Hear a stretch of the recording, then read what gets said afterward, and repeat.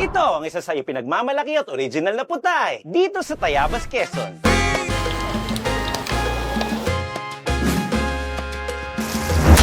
Ito pong pasita namin, ito po ang pinakapaboritong almusalan po ng mga Tayabasin. Dinadayo po nila kasi po nakikita nila yung sahog po nilang inihahagis. Siguro isa na kami sa pinakamasarap magluto ng buding. Wala kayong masasabi, napakasarap po ng aming kasabakay. Welcome dito sa Tayabas City, ang tinaguriang sentro ng kultura at sining dito sa probinsya ng Quezon.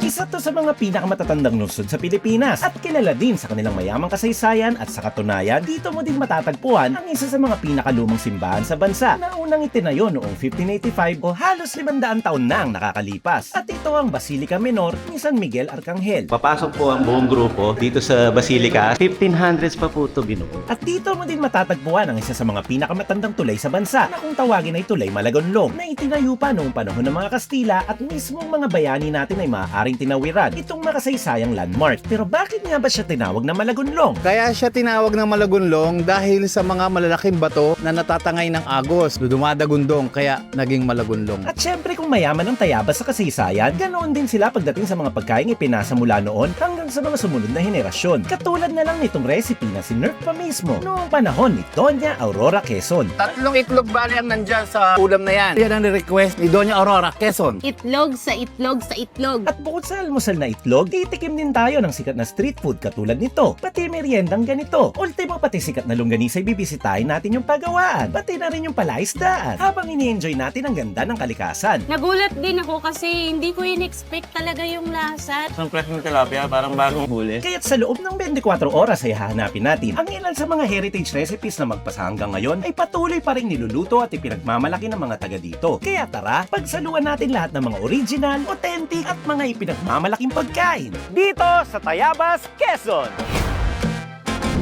At para sa ating first stop, nandito tayo sa pamilihang bayan ng Tayabas at syempre para makita natin at matikman ang mga lokal na pagkain na ipinagmamalaki dito, sasamahan tayo ng ating tour guide from tourism na si Sir Jojo. Good morning, Sir! Good morning, Caps Chess. Nice meeting you po, Sir Jojo. Same to you, Caps. Bakit po tayo nandito sa pamilihang bayan sa Palengke? Para po ipatikim ko sa inyo ang pinagmamalaking putahe ng Tayabas City, ang lungsod na inyong may pagmamalaki. Mukhang Tara nasa po. mabuting kamay tayo. Sige po, Tara po. tara, pasok tayo. Dito ko usually dinadala ang mga bisita para matikman nila ang local flavors ng Tayabas. Ano ang At pinaka-special? isa doon ay itong tinatawag naming Doña Aurora. Tatlong itlog bali ang nandyan sa ulam na yan. Hard-boiled egg, hinati. Tapos nilagyan ng filling na giniling. Okay, Ang pinaka-pandikit niya is binating itlog. Inilagay sa kalahating hard-boiled egg and then binalot pa ulit sa itlog tsaka pinrito pa. Oh, tatlo nga yung itlog. Ang Yes, ganda ng sir. pagkakaano. Oo, Bakit po. siya tinawag na Doña Aurora? Dahil yan ang request ni Doña Aurora Quezon. Oh. Nung dumalaw siya dito nung 1940s. First lady ni Manuel Luis Quezon. Oh, ito yung recipe para sa First Lady noong araw dito sa Oo po. Quezon. Yes, sir. Ang ganda na agad ng istorya. Hindi pa tayo nag-uumpisa. Nabusog na agad tayo ni Kuya Jo sa informasyon. Hindi lang local flavor, kundi pati local history. Ando na rin kasama. Galing, galing. Excited na po ako matikman to. Tingnan natin kung paano lutuin at order na rin tayo. Tara dito. na po sa kitchen. Salamat!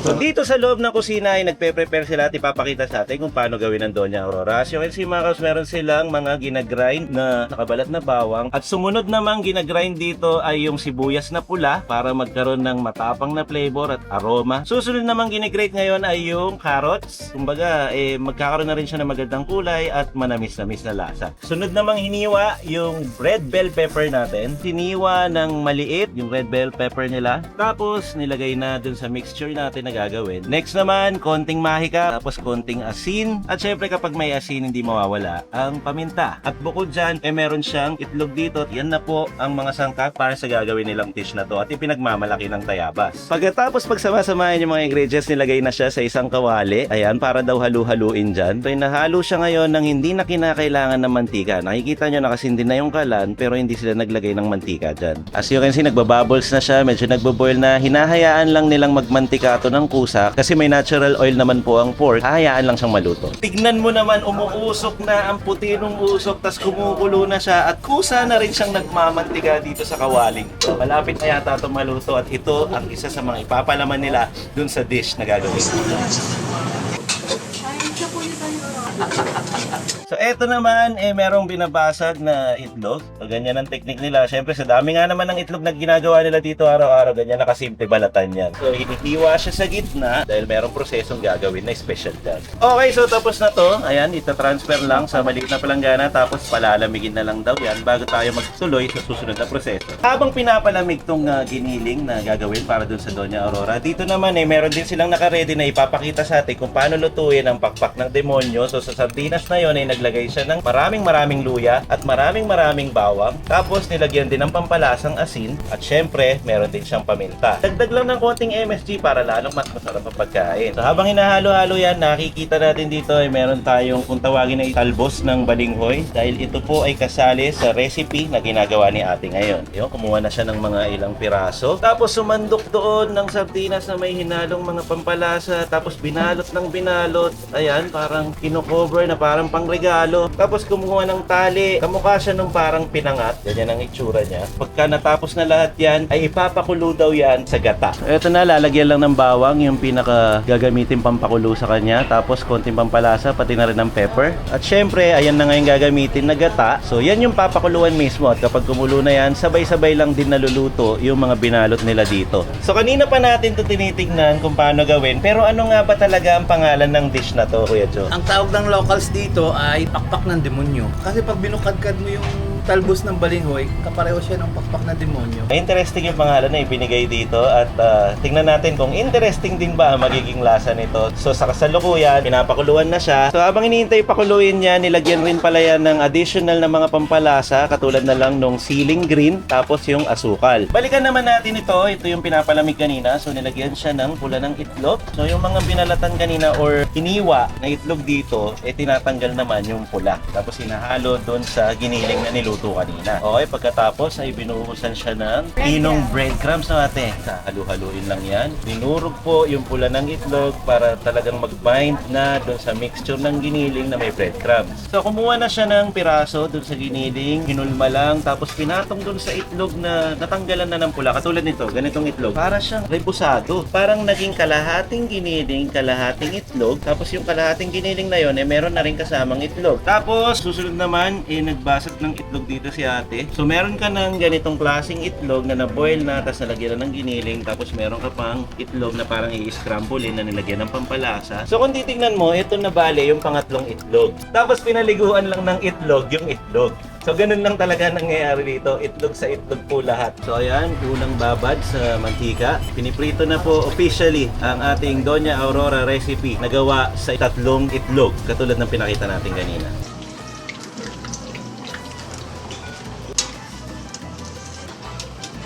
Ito na yung finished product. Ang simple, no? Itlog sa itlog sa itlog. 3 times tong nilagyan ng itlog. Tingnan agad natin, mga kabs. So ito siya, kalahating giniling, kalahating itlog.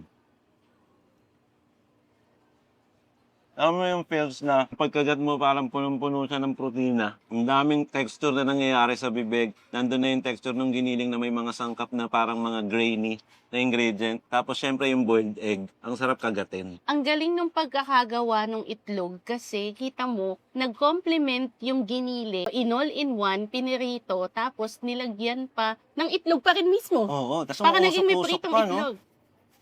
Alam mo, simple lang yung idea, pero nung pinagsama-sama siya sa isang putahin ganito, napaka-special. At bakit nga ba naman hindi magiging special to? Sinerve to sa First Lady. At saka bagay na bagay yung pangalan niyang Donya kasi talagang special, pang Donya. Totoo Ang yan. itsura. Mhm. Nung nakita ko siya kanina, naalala ko yung mga parang Scottish egg. Parang dun siya suha, dun siya inspired. Pero maaaring matawag din siya bilang relyenong itlog. Pwede. Relleno. Rellenado. Rellenadong Oo. itlog. Pero masarap daw to, may sausawan eh. So syempre dahil Pinoy tayo, banana ketchup po ang ilalagay natin.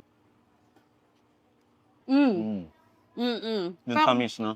Kasi may ketchup, sausawan na wala. Perfect na siya.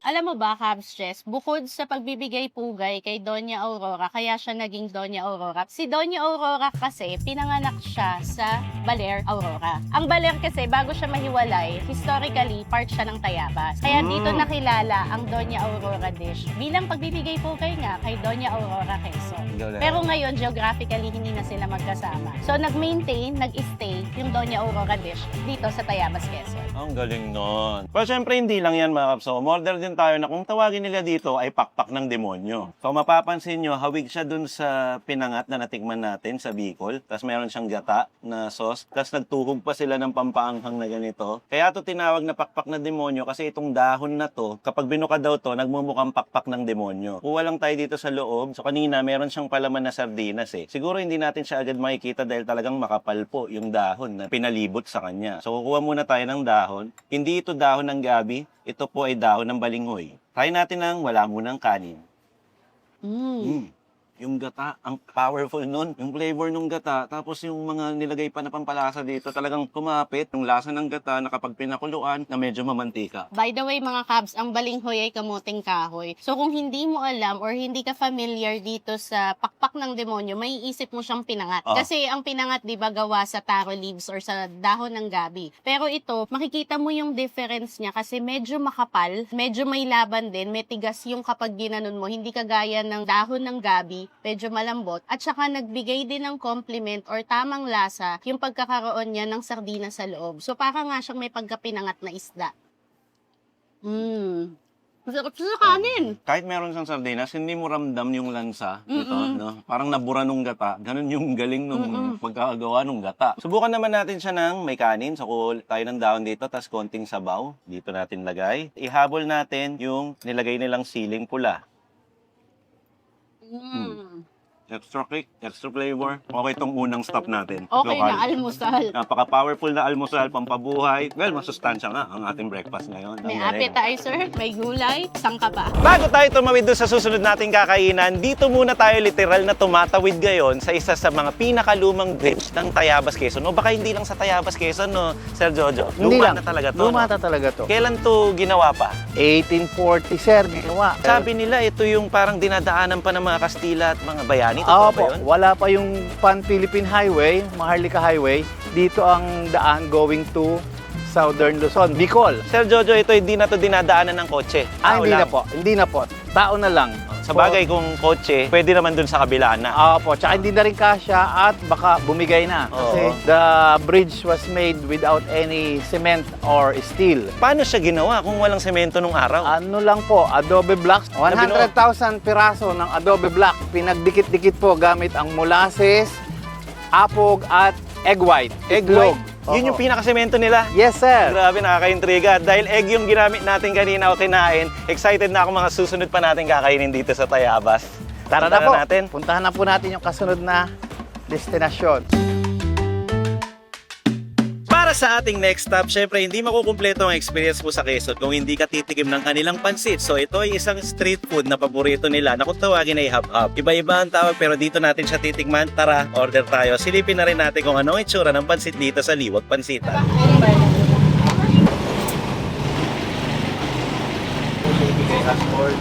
Yan o, saktong-sakto ang dating natin. Isang malaking gawa po, pinatong doon, umuusok-usok pa bagong luto. At nakikita natin na parang meron din siyang mga karne at mga itlog ng pugo nga. Ganyan po siya ibigay as order, umuusok pa. Kita nyo naman, ang ganda ng pagkakausok, bagong-bagong luto. Magkano po order nito? Ang sandok po ng pansit namin ay 20 pesos. May sahog nga po siyang itlog at manok. Pwede rin po siyang atay, itlog. Basta po 2 pieces ang sahog niya. Bali ate, yung pansit na yan, ano mismo ang tawag dyan dito sa Quezon? Ang tawag po sa pansit po namin tinitinda ay pansit hab-hab. Dahil ba hinahap? Hinahab siguro. Dati po sa dahon hab-hab. Madalas ko po nakikita pinapartner siya sa suka, okay po yun? Mas masarap po pag may lagay po siyang suka. Mamimili po siya kung manghang or matamis. Sarili pong gawa namin yan kasi po ako ang nagtitimpla talaga. Sa laki po nitong kawa na meron kayo pansin, nakakailang ganito po kayo sa isang araw? Sa isang araw po ay basta po 5 tulyase. Ang isang hango po namin ay 12 kilos, bali po 60 kilos a day. Mas marami pa po pagka Sabado at Linggo. Tapos nakikita natin sinasandok niya, tapos sinahagis ni ate yan eh. Yung, oh yun oh, may pa-circus pa, yung pag-sasar. Oh, Sa paghagis naman po, pag minsan po maraming talagang customer, hindi ko po namamalaya na papahagis. Natutuwa naman po yung customer ko kasi po sumishoot sa plato. tapos kung gusto nyo i-partner nito, pwede rin. Magkano naman po to? 5 pesos lang po yung mga kaulam. Turon po 10 pesos. Ah. Sa halaga pong 20 pesos na pansit, pwede po siyang i-pair ng Shanghai, gulay, turon, dynamite. Masarap po siyang partner tapos may inumin kami kaming palamig. Order po kami ng dalawa. Lagyan na rin po namin ng tig-isa yung bawat order. Thank you po. Imbes na babenti, tinudurin natin to. Tikman na natin, Caps. Okay. Mm. Okay, savory to. Malasa to. Yung stock ng baboy, manok, at kung ano pang pinakulo, nandun eh. Yung sabaw, hindi na dry na pansit eh. Kaya meron silang pinapartner na suka dito. So lalagyan natin ng suka para mangibabaw yung lasa niya. Yung lasa talaga ng habhab. Ganyan din yung gagawin ko. Mas maraming version yung sa akin. Tapos kuha tayo, sabay na tayo. Yan, eat like a local. Mm. Uy, wow. Sarap. Galing ng suka nila. Hindi sa yung sukang ina-expect ko. Ang sarap Ang niya. anghang pa. Nung nalagyan ng suka, nag-infuse siya, bumagay sa lasa ng pansit na para bang nagsabaw-sabaw siya dito sa gilid, oh. Mhm. Mm. Tapos meron kang ipa-partner na lumpia, no? 5 piso lang to, oh. Enjoy ako. Subukan natin yung toppings. So, meron siyang karne, meron siyang itlog. Subukan muna natin itong quail egg na may sauce nung suka at saka sauce ng pansit. Okay? Kung sa'yo, Cabs, Jess, karne ng manok, sa akin naman atay ng baboy. Depende sa niya at sa niyate. Nakukumpleto na unti-unti ang breakfast natin. Kakaibang habhab, kakaibang pansit, ang sarap ng suka. Tikman nyo. Ganito talaga ito kainin eh, hahababin eh. Pero sige, ubusin muna namin to tapos kita-kita tayo dun sa susunod natin pupuntahan na kainan.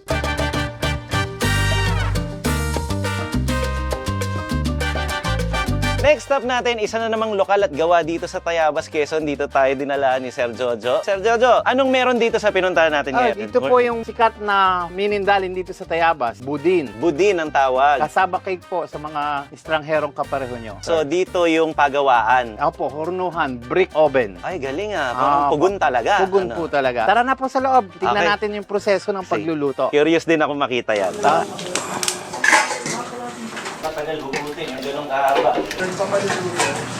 Oh, ganda. Ay, ang init agad. So, ganito yung itsura ng pugon nila. So, brick oven talaga. Ang daming mga kahoy na sinusunog. Damang-dama mo yung init agad. Pag ganitong kahoy daw po ang gatong sa oven, it gives a different flavor. Oo. Naiiba yung texture ng budin. At saka napapansin ko, napakaraming ang tambak ng kahoy nila pang reserba. Siguro sa araw-araw, ang dami nilang ginagawa dito na budin. Kaya ang daming nakatambak dyan na kahoy ngayon. So, in a way, sir, talagang palutuan lang to. Walang dine-in dito. Wala po. Sige, panoorin natin kung paano gawin ang budin at kung paano ito yung oven. So dito sa loob nakikita nating tinatakal yung mixture nila, nilalagay sa maliit na mangkok. At dito naman sa kaliwa ay ito yung pinakapugon o oven nilang ginagamit para lutuin yan. Katulad nito, may isasalang sila. So, gamit yung malaking parang sagwan para hindi mapaso at mahaba ang handle. Tignan nyo naman gaano katagal hugutin yung ganong kahaba. Pinagsama-sama na yung mga mangkok na nilagyan. Tapos ayun, ipinasok dun sa loob sa pinakadulo para ramdam talaga ang init at unti-unti itong maluluto o mabibig. Kaabutin daw ng 2 oras bago maluto. At syempre nagpapasalamat din tayo kay Ma'am Sally dahil sila talaga ang gumagawa nitong budin dito sa Tayabas, Quezon. Ayan po ay specialty nila noon pa man. So after 2 hours, hinintay talaga natin siyang matapos. Ayan, ilalabas na siya sa pugon para makita natin kung ano nga ba ang finished product nitong budin. As you can see mga kaso, ayan na. Yung mga ipinasok kanina, nakalyanera pa rin. At ito na ang naging itsura nung kasaba cake natin.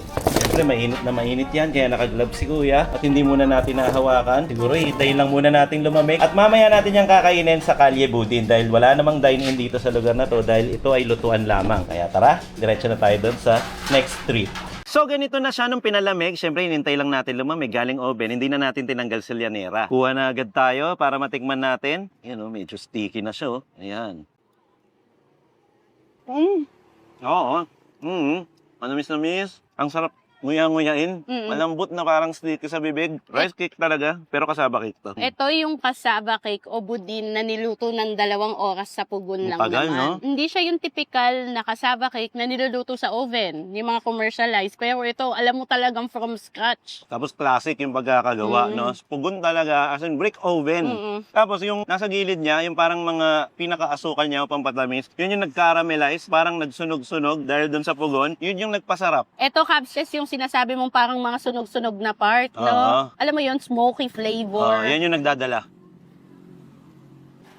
Ito yung normal na kasabang alam natin kahit sa ibang probinsya. Siguro ang difference lang, sobrang smoky nito kasi nasa pugon siya. Tsaka yung tamis niya na, yun nga, yung parang nasunog. Ang sarap kasi ng matamis na medyo sunog eh. Ganun siya eh. Tapos para kang kumakain ng jelly, ganun yung feels sa loob. Ang dali. Parang palaging gusto mong sumubo pa. Kapag inumpisahan mo siyang kainin, parang hindi ka titigil. Oo, ito yung perfect dessert pagkatapos ng lahat ng mga kinain natin. Pero, Cavs Chess, alam mo ba, naisip ko lang, bakit kaya budin yung tawag dito? Ang sabi ni Sir Jojo, yun na lang daw talaga yung nakagisnan eh. Pero Ako- meron ka ba? Meron akong naisip, based sa research ko, pero hindi ko 100% sure kung tama ba na yun yung naging tawag. Kasi, di ba, ito gawa sa balanghoy. Ang budin, coming from the word pudding. So, para siyang pudding, pero dahil dito sa mga locals na nakasanayan, yun na yung naging tawag, budin. Kasi ngayon ko lang din narinig yung budin, so parang na-curious ako, ano ba yung budin? Wala siyang root word. Iba nga yung naisip ko, pag sinabing budin, hindi ko inakalang ganito to eh. Oo, ako Bago din, tayo pumunta. hindi ko nga ma-imagine na ito pala yun. Yan o, tingnan mo yung tsura. Oh. Napakasarap kasi tingnan. Kahit sa looks pa lang, di ba? Ang ganda ng tingnan. Tapos pagka kinutsara mo, napakadali oh. Alam mong sticky lang siyang ganyan oh. Ang dami pang lokal na pagkain talaga na original sa Tayabas na pwede pa natin puntahan. Sobrang na-excite ako kasi napakaliit na bayan pero napakarami, napakalaki ng food culture nila dito na ngayon ko pa lang talaga matutunghayan. At bago natin tapusin, papakita ko lang, halos kalahati na, isang gano'n na lang, bago pa ako maparami. Kayang-kaya ubusin. Sarap. Tara. So syempre dahil nasa Quezon tayo, bago tayo tumawid doon sa susunod natin pupuntahan, meron daw ipapatikim ang ating tour guide na lambanog. Ganito guys, susubukan natin sumat ng konting-konti lang para matikman lang ang produkto nila dito. Sir Jojo, ba't mo ba kami dinala dito? Ano meron dito? Ipagyayabang ko po sa inyo ang lambanog ng Malyari. The Ganda oldest nga, distillery in Quezon since 1901. Uy, more than 100 years na. Opo, 125 years to be exact. So ang produktong kumbaga alak dito ay lambanog lang. Lambanog po. So yan yung parang Ito po may yung flavor original ba yan? flavor. Clear siya. 90% proof, 45% alcohol. Ito naman isa. Ito naman isa ay liputi flavor, wild berry. Ito yung sinasabi dun sa labas na merong puno niya. Opo. Okay, so yung bunga yung flavor. Kamag-anak Tapos may siya coffee ng- flavor. Ah, Sige. diyan malilito katawan mo. Parang kape na, Kape na patutulogin ka, gigisingin ka pa. pampagising nga. Okay, sige. Saset So- lang po tayo ng konti, no? Dahil marami pa tayong kakainin. Mauna ang tagay, mamaya ang pulutan. Tama. Dito po sa Quezon, may tinatawag kaming Tagayang Ritual. Ganun Ang yun. totoo niyan ay pukpukan siya ng provincial government bilang welcome drink. Bago mo inumin, taas, Okay. tapos naay po. Tapos everybody in the group will reply, pakinabangan po. Ibig sabihin, make good use of it. Okay. Okay, So, ano 1, yun, ha? 2, 3. Nay po! Pakinabangan po! Ay, salamat sa pa-welcome. Ay, may tapang. Guhit. Pero okay siya. Maguhit lang, mainit sa pakiramdam. Parang ang tumagay ng purong gin. Parang ganun. Ayan yung flavor. Parang red wine lang. Oh, Try mo. ayan na. Ayan na si camera. 18% alcohol lang. Parang Maria Clara Ayan, Sangria. sasabihin. Naay po. Pakinabangan po! Galing. Sarap. Sarap, di ba? Sarap. Parang wine. Mas magaan siguro to Yes, kaysa sir. doon sa original. Tikman nyo rin po. O sige, bago tayo tumuloy doon sa susunod nating kakainan, inumin na natin to. Ang ating rule number 1. Nay po. Pakinabangan po! May asim to. Tamis asin. Mas ano siya, mas magaan inumin. Kumpara Hindi ka dito sa gugulatin. puro. Yung original kasi ginulat tayo. Anyway, bago pa tayo malasing dito sa lugar na to, kakain na tayo ng susunod na ipinagmamalaki ng Tayabas. Tara!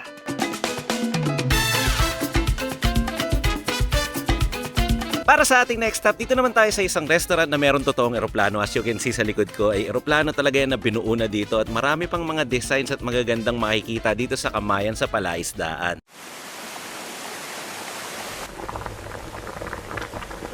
Tapos dito, ayan, yung mga parang kubo nila. Tapos nandyan sa mga tubig-tubig na ganyan, merong mga buhay na isda dyan na minsan ay yan na rin ang hinahain dito. So syempre, dinala tayo dito. Tanungin natin, bakit dito tayo napunta, Kuya Jo? Dinala ko kayo dito para ipagmalaki ang mga natatanging putahing tayabasin. Tapos banda dito, makikita mo naman ang lawak ng paligid. Tapos meron silang man-made falls doon. Akala ko kanina natural yun. Man-made lang pala. At dito ay magdedemo daw sila ng pagkain. Ayan, magluluto sila para sa atin ng sinugnong tilapia, ensaladang pako with sardinas at ginataang tilapia with labong. Ito nga pala si Chef Edgar ang magluluto. Good afternoon po. Ito po ang lulutuin nyo. Yung nakaprepare na ito po ba yung sinugno na tilapia. So meron siyang nakaihaw na tilapia tapos ito yung mga ingredients niya. Ayan, so ito po ang unang lulutuin niya. Sige po, panoorin po natin kung paano lutuin ni Chef ang putahe na ito. So wala talagang mantikang inilagay. Una munang ni-roast yung bawang. Pagkatapos nito ay binuhos na agad yung unang piga ng gata. Hinalo hanggang lumapot at kumulo. Tapos ay hinulo nahulog na yung 3 piraso ng inihaw na tilapia. Sa puntong ito ay hinahayaan lang ni chef na mag-infuse yung lasa. Konting halo at pagkatapos ay inilagay na dito yung mga mustasa. Susunod naman ay yung mga bell peppers bilang panghuling rekado. Wala pang 5 minuto, tapos na agad itong maluto.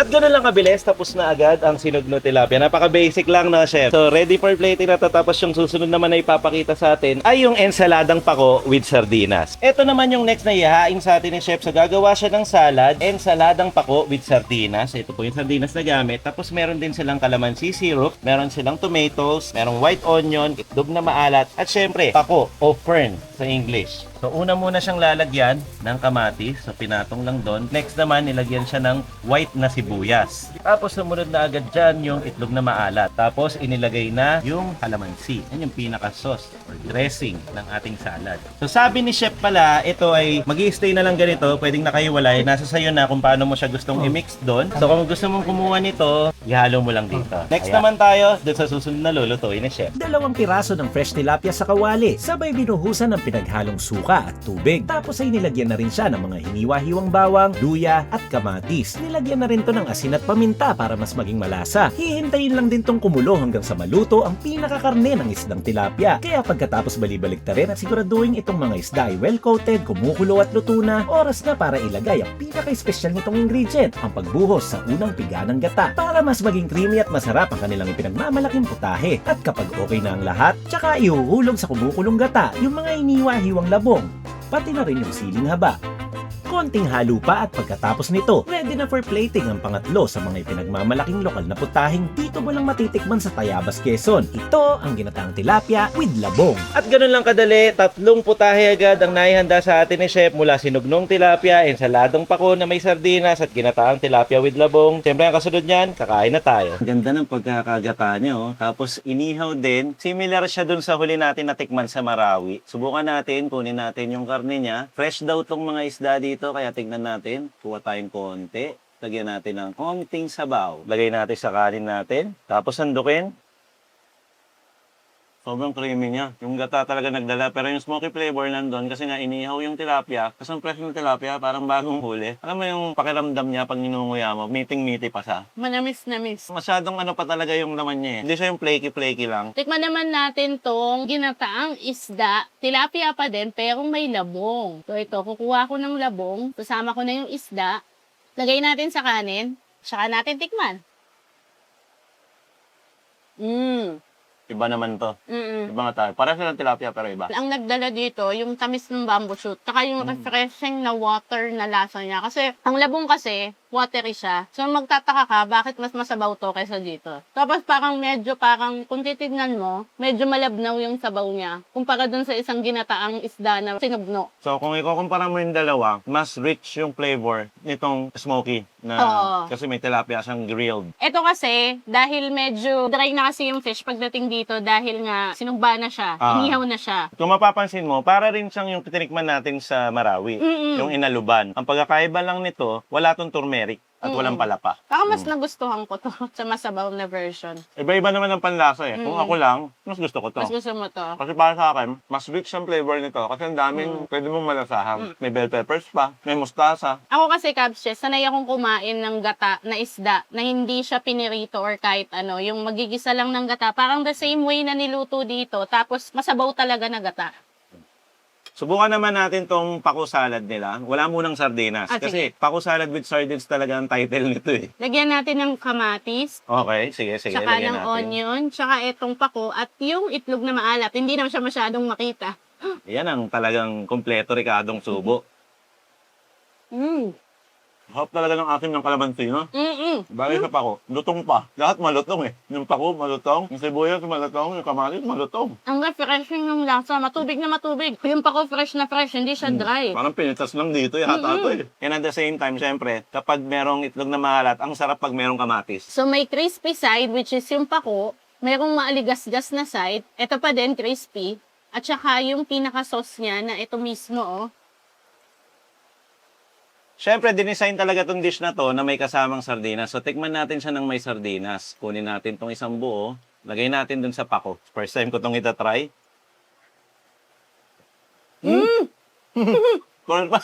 Parang tayo reaction. Hindi ako kagulat nga. Ang sarap! Sama yung sinasabi kanina ni Chef na minsan hindi nila parang gusto na magkaroon ng sardinas kasi malansa. Pero nawala, natanggal. Totoo naman. Nag-level up yung lasa ng pako. Siyempre, hindi man nila maiisip na ipag-partner ang sardinas tsaka pako kung hindi sila okay, no? Ito yung something na nagulat ako, hindi ko in-expect. Nagulat din ako kasi hindi ko in-expect talaga yung lasa na perfect siya. Di ba Galing sabay na. pa nga tayo ng reaction na ano. Samantalang ano na naman to, kanto na lang naman to. Oo. Kung tutusin, pwede ko sabihin nating special pero yung lasa kasi, iba eh. Yun yung mga unexpected na lasa. Kanina pa tayo kumakain. Nang buong araw na po tayo kumakain kung napapansin nyo. Pagkatapos nito, matutulog muna tayo for the night. So may bukas pa. May bukas pa. Pero sa video na to, ngayon din yun. Tara, punta na tayo dun sa susunod natin kakainan. Mula sa mga iba't ibang pagkain ipinagmamalaki ng Tayabas na tinikman natin, oras naman para silipin ang isa pang bahagi ng kanilang kultura. Ito ang paggawa ng kanilang sikat na longganisa. Nandito tayo ngayon sa Gina's Longganisa since 1999. Ito yung isang bahay kung saan ginagawa ang isang homemade na produkto. Tara, pasok tayo sa loob at alamin agad natin kung paano nga ba gawin ang kanilang espesyal na longganisa.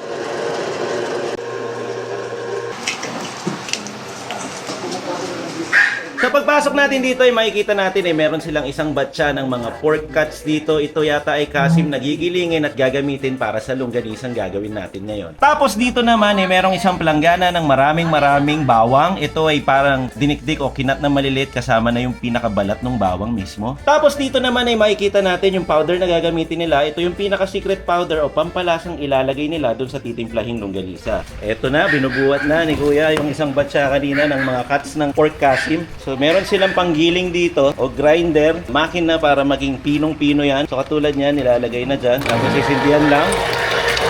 Unti-unti yan, magiging ganito ang itsura. So parang mix siya ng taba at karne na prito. Dapat halos isang batya din ang magiging resulta niyan.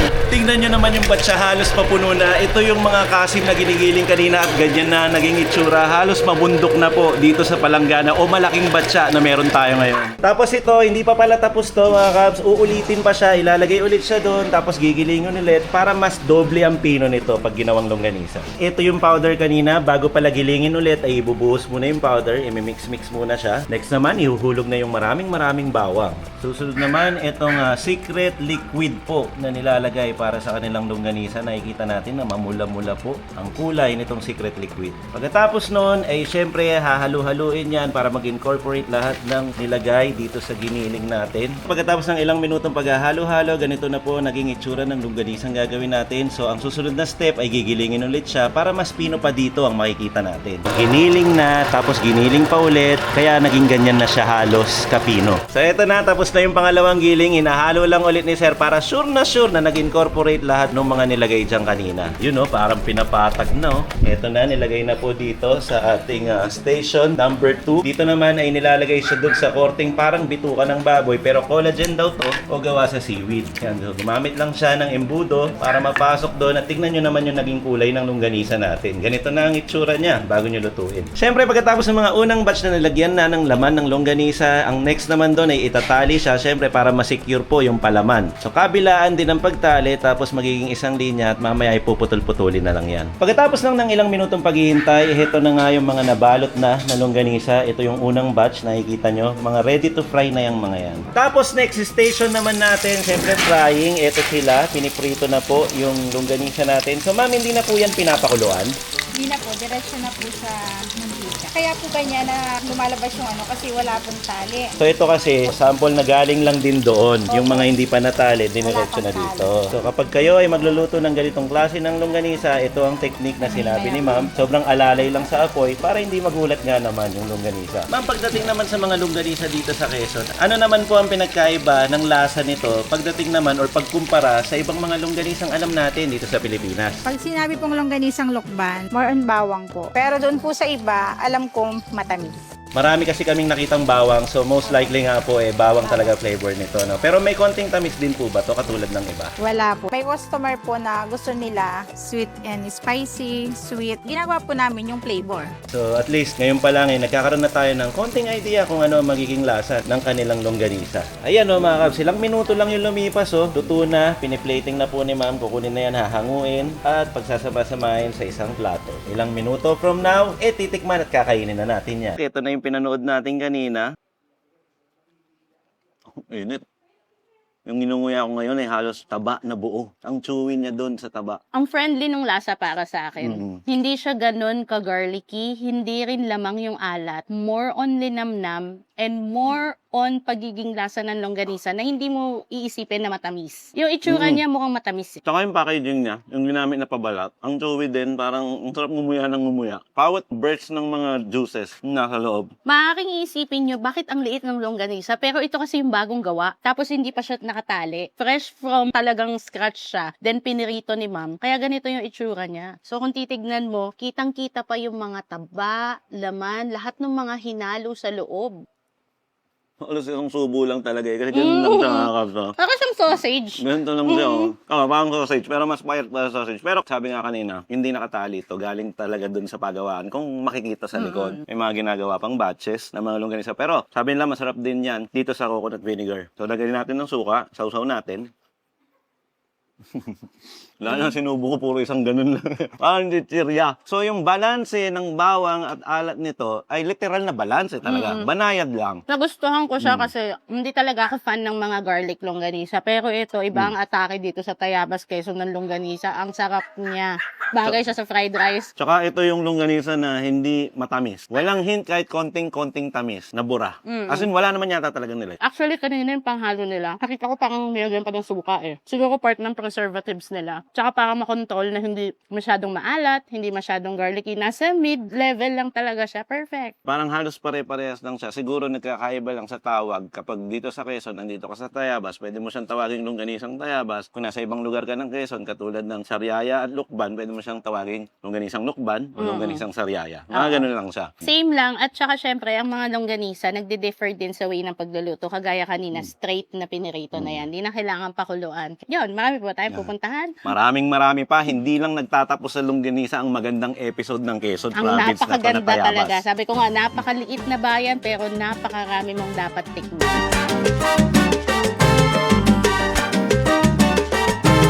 Perfect para sa ating last stop itong Tayabas trip natin. Nandito tayo ngayon sa isang lugar. Tanungin natin ang ating tour guide. Kuya Jo, ano bang meron dito sa pinuntahan natin ngayon? Dito po sa Rodillas Yema Cake, matatagpuan ang gawaan ng lahat ng Yema Cake products na mabibili nyo anywhere in the Philippines. Ito yung familiar na yema cake na nakikita Opo. natin sa South Luzon specifically, di ba? Opo. So dito pala siya original. Ginagawa po dito sa factory Oo, na sa ito. factory talaga to. Yes, sir. Nakikita kung paano gawin. Opo. Tara na po sa loob. Pasok tayo sa loob mga Kabs. Let's go. So papasok na tayo ngayon dun sa pagawaan. Tingnan nyo naman, oh, ang dami ng box na naka-ready dito for delivery. Ayan sila.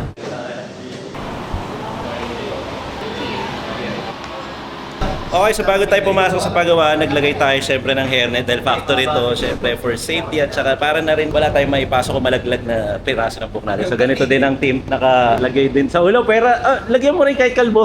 Pwede. Ay, si Jamo kahit kalbo meron. At bukod dun sa hairnet natin, syempre naglalagay din tayo ng face mask. Syempre pagsasalita tayo sa loob para hindi magkaroon ng chance na matalsikan po ng laway sa pagsasalita natin ang pinoproduce nila ng mga yema. Okay, so dahil naka-face mask na tayo at saka hairnet, pwede tayo pumasok sa loob. Ito pala si ma'am, tutulungan niya tayo. Oo po yung aming icing station. Ito na yung mismong production. Ang lawak din pala, tapos ang dami pong cake. So yung na galing ginagawa. po sa oven, dito na rin po pinalalamig, dito na rin kinakat. Marami na po palang na-produce ngayong araw at halos patapos na po. Ano? Opo. Kaano po karami ba to sa Rodillas Cake ang araw-araw? 500 to 700 kasi yung pinuproduce po namin by order po at saka yung pang tinda namin sa store. Kasi Okay. po ang aming cake ay 3 days lang. So by order lang po. Kung ano yung order, yun lang din po ang aming ipuproduce para laging bago.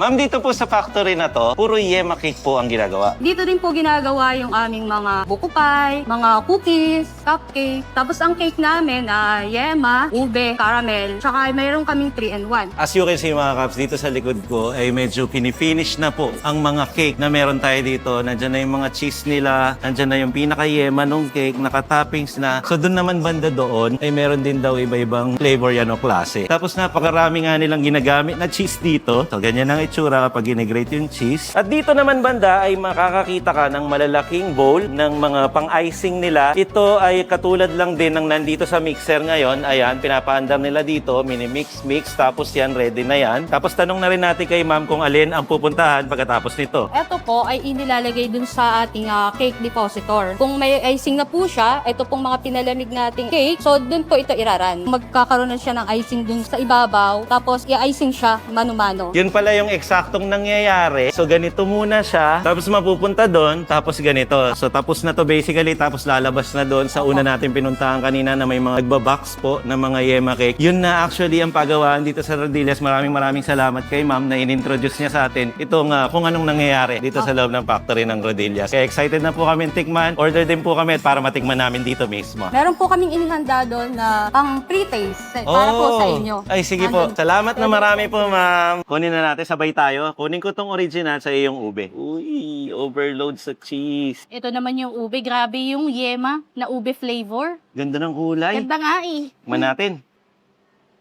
Mm. Yung tamis at pagiging cheesy nito, ang perfect blend. Tapos yung cake parang mamon na malambot na mamon. Ako, nagustuhan ko tong yung yema na ube flavor. Ang galing, ang sarap. Ito pa lang pero parang okay na ako eh. Natikman ko na kasi to. Nakabili na ako nito eh. Alam mo yung icing na kumakalat lang sa side mo, sa gilagid mo halos, tapos yung lasa nun after. Sobrang lambot. Alam mo talaga na quality, laging bagong bake, laging bagong luto yung sinaserve nila. Kasi makikita mo mismo dun sa may tinapay, yung pagka-chiffon ng tinapay. Tingnan mo yung sinasabi kong lambot to, kusa na lang siyang bumabalik oh, bouncy. Sa ilalim nun, layer siya. So doon sa isang layer, meron pa ulit yema. Tapos sa paligid nito ay yung pinaka-icing. Nalasa din ng cheese. Tapos dun sa taas, ito yung mga ginrate na cheese. Paano kung isang buong slice natin, kasi pahid natin dun sa side yung mga icing.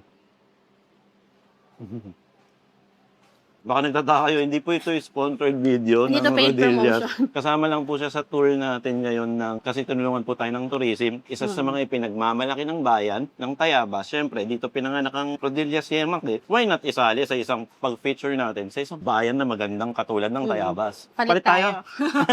Yun ang Parang sasabihin ko. naisip namin, no? Tignan ko naman tong ube.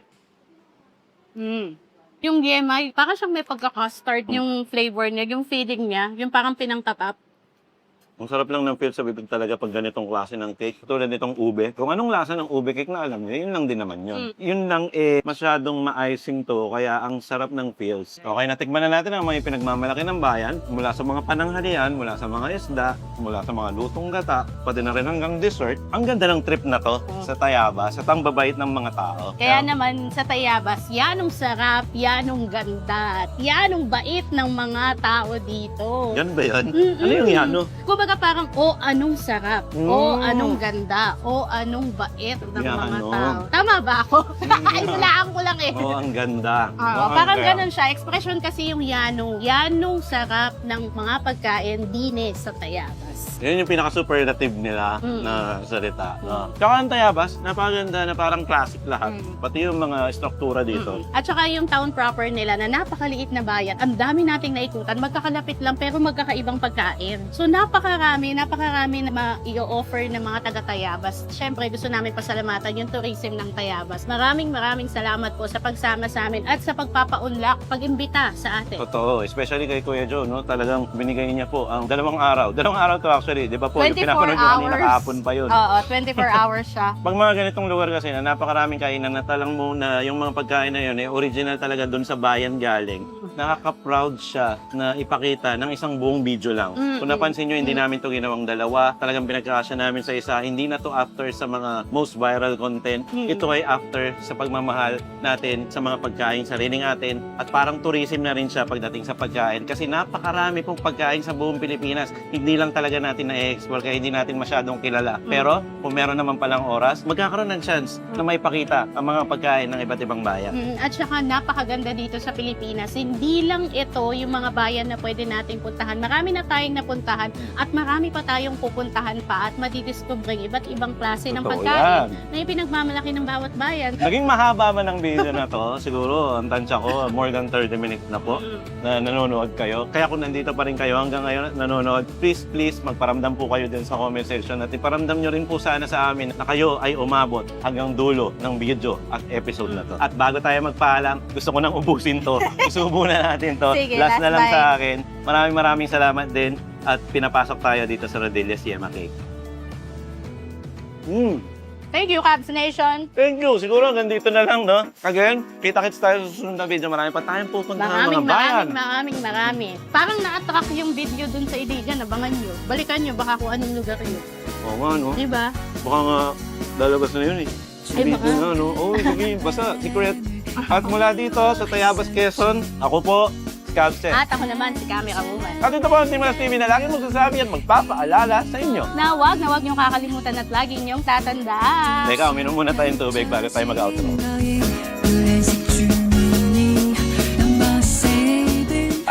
Yanong sarap dito sa Quezon Province. Yan ang ganda. At dito pa rin ay talaga namang manyaman. Tine! Kenny! Bye and peace out sa inyo mga kaso. Maraming salamat. Thank you, Cubs Nation. Medyo mahirap takpan yan ngayon ha. Ikaw na lang magtakip. Ikaw. Ganito kami sa bonus clip sa behind the scenes. Ay, nakangiti ho. Ganda ng umaga mo tol ah. Ganda ng umaga mo ah. Oo. May nakita yan dun eh. Ah, saan? Saan may nakita? Saan ka may nakita? Lagi ka na lang may nakikita? Nakita ko na ata yung tao sa akin. Bagong gising boys. Hindi, parehas kasi sila. Bagong gising boys yung katabi mo siya.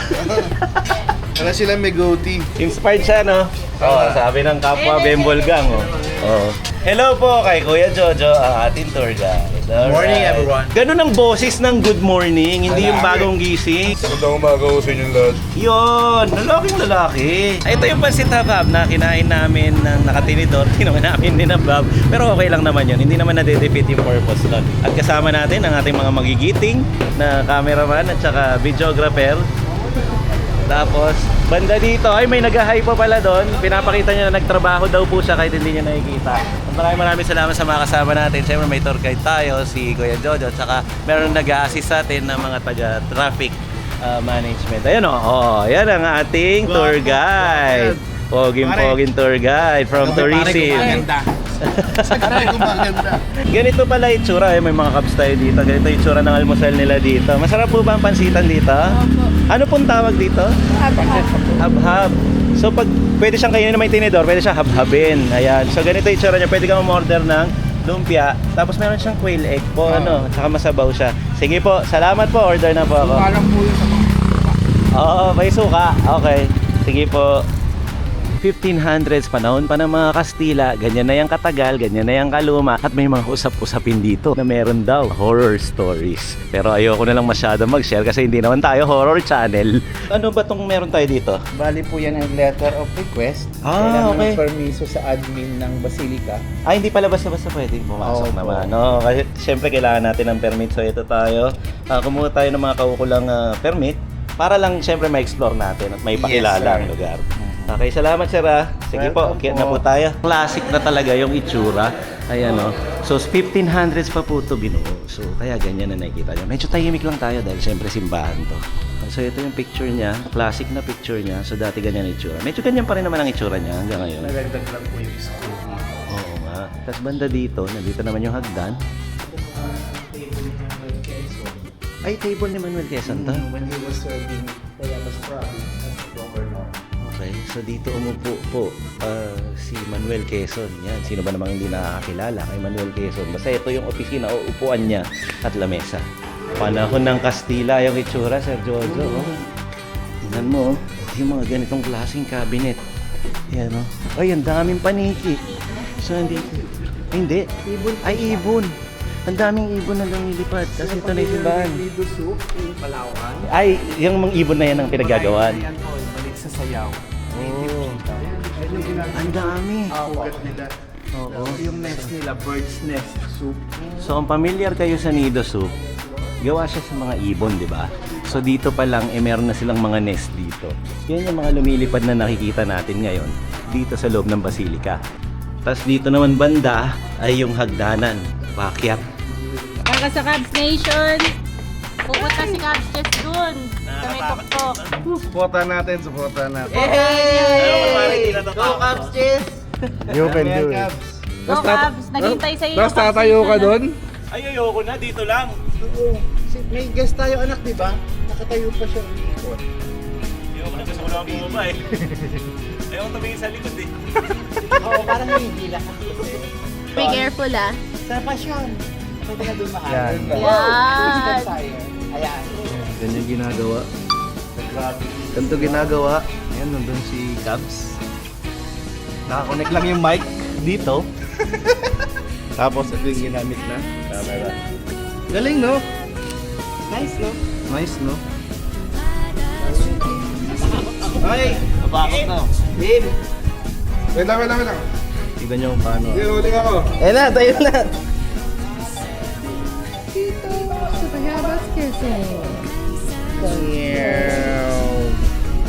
Pati ko Pati yung ano, lumayo eh. Tumayo ka. Ito pa na po kayo.